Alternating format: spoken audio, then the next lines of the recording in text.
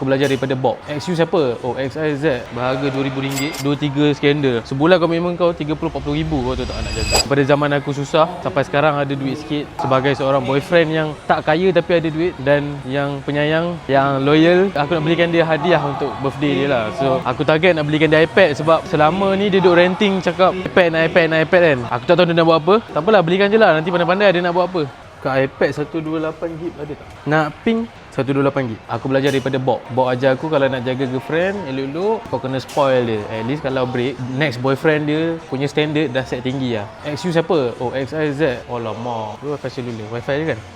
Settle iPad berharga RM2,000. Kau nak jaga satu girlfriend, aku boleh kata sebulan dan kau kena standby dalam RM10,000. 2-3 skandal. Sebulan komitmen kau 30-40 ribu. Kau tahu tak nak jaga. So sebab itulah aku hanya setia pada yang satu. Setia dan jimat duit. Simple je. Macam mana aku boleh spend RM2,000 untuk ada girlfriend aku. Satu setup daripada Golden Boy FX, satu setup dah cukup lah. Satu setup boleh bagi profit $1,000, $500, RM2,000 cukup lah. Setup Golden Boy FX, pay your bills, pay your commitment. Sekali kat bayar aku. Kau macam mana nak balut?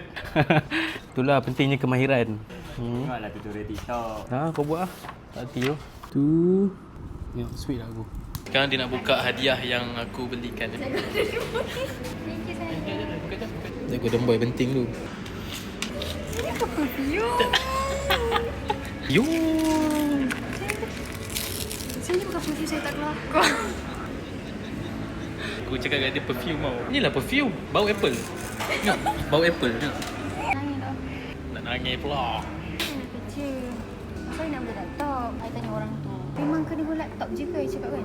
Kata boleh je kalau ada tab kat iPad. Saya cakap saya nak iPad dah. Casing, pen, screen protector sendiri ya? Oh, okay.